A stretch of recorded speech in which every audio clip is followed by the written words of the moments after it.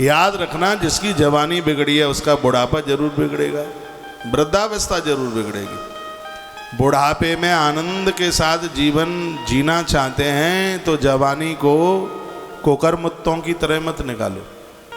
युवावस्था को समझो इसको। यदि बीमारियां फंस गई, प्राण लेवा जानलेवा बन जाएंगे। इसलिए खोटे काम मत करो, गलत खान पान से बिल्कुल बचो, गलत जगह मन जाओ। जीवन में अच्छा गुरु, अच्छे माता पिता होना जरूरी है, तो जीवन में अच्छे मित्र भी होना जरूरी है।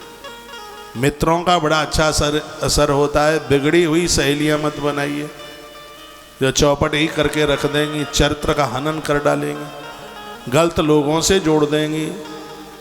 गलत मित्र मत रखिएगा। दुष्ट संग प्रसंगे न मृत्युर एवं संशय। मेरे बड़े महाराज जी कहते थे, भारत माता मंदिर के अधिष्ठाता, वो कहते थे दुष्ट संग प्रसंगे न मृत्यु एवं संशय। दुष्ट संग प्रसंगे न मृत्यु एवं संशय। गलत व्यक्ति का संग पाकर यदि मौत भी हो जाए तो कोई भी आश्चर्य वाली बात नहीं है। इसलिए अच्छे लोगों का संग कीजिए, बढ़िया लोगों का साथ कीजिए, घटिया लोगों से बचिए। आपकी मित्र मंडली बढ़िया है तो उसका असर हमारे जीवन में पड़ता है। मैं बड़े आनंद में हूँ क्योंकि मेरे मित्र घटिया नहीं है कोई। मैं साधुओं का संग करता हूँ, अच्छे लोगों का साथ करता हूँ। घटिया लोगों के पास मैं बैठना पसंद नहीं करता बिल्कुल भी, और उनकी संगति हमें ठीक नहीं लगती। ये बात मेरे लिए नहीं, आप सबके ही लिए होनी चाहिए। यह ग्रंथ कहता है कि मित्र बांधवों का, मित्रों का बड़ा असर पड़ता है। रावण के पास में विभीषण कभी बैठता नहीं था, रावण के पास, इसलिए रावण के अपराधों से वो सुरक्षित बना रहा। जो तुम्हारी पूजा को लूटें, तुम्हारा चरित्र लूटें, ऐसे लोगों का कभी भी साथ मत करना।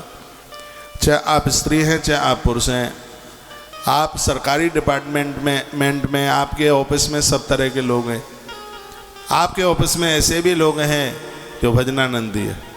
मैं निवेदन करना चाहूँगा, आप हिंदू हैं, सनातनी हैं, आप अपने ऑफिस में भी जाएं तो माथे पर चंदन लगा के जाएं। चंदन की महिमा है हमारे ग्रंथ में। चंदनम महत पुण्यम सर्व पाप प्रणाशनम आपदाम अपहर्तारम लक्ष्मी तिष्ठति सर्वदा। हमारी वैदिक सनातन संस्कृति कहती है चंदन हमारी बहुत आपत्तियों को दूर कर देता है। जो हम अपने भाल पर जो चंदन रोली तिलक लगाते हैं, बहुत बड़ी आपदा को, आपत्ति को दूर कर देता है।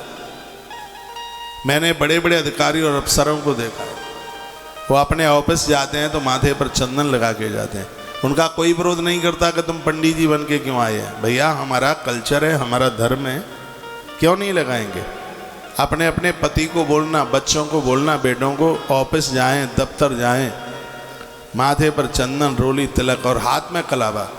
हाथ को सूना मत रखिए। हमारे सनातनी लोगों की ये पहचान है।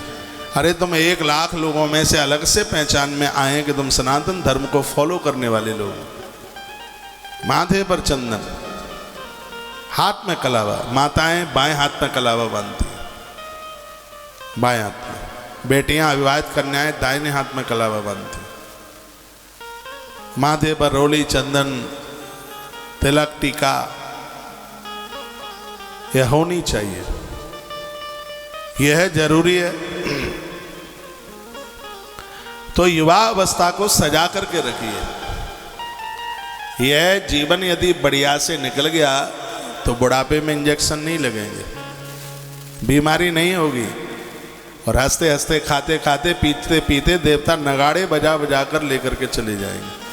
कष्ट नहीं भोगना पड़ेगा। जितना भी धर्म सत्कर्म किया जाता है इसलिए वृद्धा अवस्था में कष्ट न भोगने पड़े। नहीं तो बुढ़ापे में कोई एक लुटिया पानी पिलाने वाला नहीं है। आज तो तुम्हारे पास में दामोदर प्रसाद है।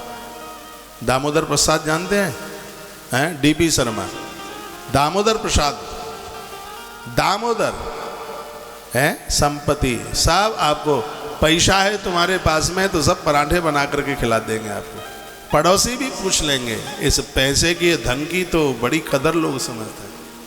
और ठंडन पाल मदन गोपाल कुछ भी नहीं है तो घर की बहू कह देगी डुकरिया खुलखुल करती रहती है, ये अमराज सबकी सुन लेता है, इसके लिए तो कहाँ सो गया है, बोल देगी। इसलिए इस जीवन को ऐसा सजा के रखो। मैं निवेदन करूँगा, आप स्वस्थ हैं, जमीन में एक आध घंटा रोज बैठने का अभ्यास करो। जमीन में बैठने से रीढ़ की हड्डी ठीक रहती है, जमीन में बैठने से बौद्धिक क्षमता का विकास होता है, जमीन में बैठने से भोजन पचता है, जमीन में बैठने से पेट में गैस नहीं बनती। जो जमीन पर बैठ करके भोजन करेंगे जीवन में उनके पेट में गैस नहीं बनेगी, पेट नहीं फूलेगा। पेट में गैस इसलिए बन रही है क्योंकि आप चारपाई पर, बिस्तर पर या कुर्सियों पर बैठ करके आप लेते हैं, आलती पालती मार करके। अग्नि पुराण में लिखा है कि भोजन करने से पहले पाँव घुटने तक धोइए, हाथ कौनी तक धोइए और मुख में जल डाल करके कुल्ला कीजिए, उसके बाद भोजन कीजिए। देखो कभी पेट में गैस बन जाए, कभी हो ही नहीं सकता। तला हुआ कम लीजिए, ना के बराबर लीजिए, ज़्यादा मसालों का मत लीजिए, आप बिल्कुल स्वस्थ रहेंगे। जो भोर में पानी, दोपहर में छाछ और रात्रि में दूध पीते हैं, उनके जीवन में कभी उनके पेट में गैस बन ही नहीं सकती। सुबह पानी, दोपहर में एक गिलास छाछ, थोड़ा भुना हुआ जीरा उसमें डाल लें। जीरा लेने से, जीरा सौंफ इनको लेने से ब्लड प्रेशर नहीं बढ़ता, शरीर का, बॉडी का कोलेस्ट्रॉल नहीं बढ़ता। जीरा तो इतना प्रभावशाली है, जीरा, अजवाइन और सौंफ ये चीज़ें और इलायची ये आपस में मिल जाएं तो चोटी से लेकर के तलवे तक बॉडी में कहीं दर्द नहीं रह सकता, इतना प्रभाव है। अजवाइन, जितनी अजवाइन उसका आधा जीरा, जितना जीरा उसकी आधी सौंफ, जितनी सौंफ उसकी आधी इलायची। इसको भून लीजिएगा, इलायची मत भूनना, वो वैसे ही डाल लेना। फिर इसका पाउडर आप बना लें और 1 चम्मच रात्रि को सोते समय फंकी लगाकर 1 गिलास पानी पी लीजिए, उसके बाद कुछ मत लेना। मैं दावे के साथ कहता हूँ, मेरे दोनों कान उखाड़ लेना, यदि बॉडी में कहीं भी दर्द रह जाए तो चोटी से लेकर तलवे तक। फॉर्मूला में बता रहा हूँ, 200 ग्राम अजवाइन लो, ले ली, बड़ी जल्दी ले ली। 100 ग्राम जीरा ले लो, ले लिया तो 50 ग्राम सौंफ ले लो, ले ली। 25 ग्राम इलायची ले लो, इसको मिक्स करके पाउडर बना लो। पहले भून लेना उन तीनों चीज़ों को। सौंफ तो बिना भुने भी डाल दोगे तो चलेगी। अजवाइन को, जीरे को भून लेना। अजवाइन और जीरा ये दोनों भुने हुए ज़्यादा प्रभावशाली है, इलायची को भूनना नहीं है, सौंफ को भी मत भूनना, कोई ज़रूरत नहीं है उसको। फिर इसको इस कैलकुलेशन के साथ में उसको एक पाउडर बना लीजिए, एक शीशी में रख लीजिए और रात्रि को सोते समय आधी चम्मच मुख में डालकर ऊपर से गर्म पानी पी लीजिए और 3 दिन के बाद मुझे फ़ोन कर लीजिए और कहिए कि महाराज जी शरीर में दर्द बंद हो रहा है, धीमे धीमे आनंद हो जाए। भोजन जमीन में बैठ करके करो, स्वस्थ हो जाएंगे।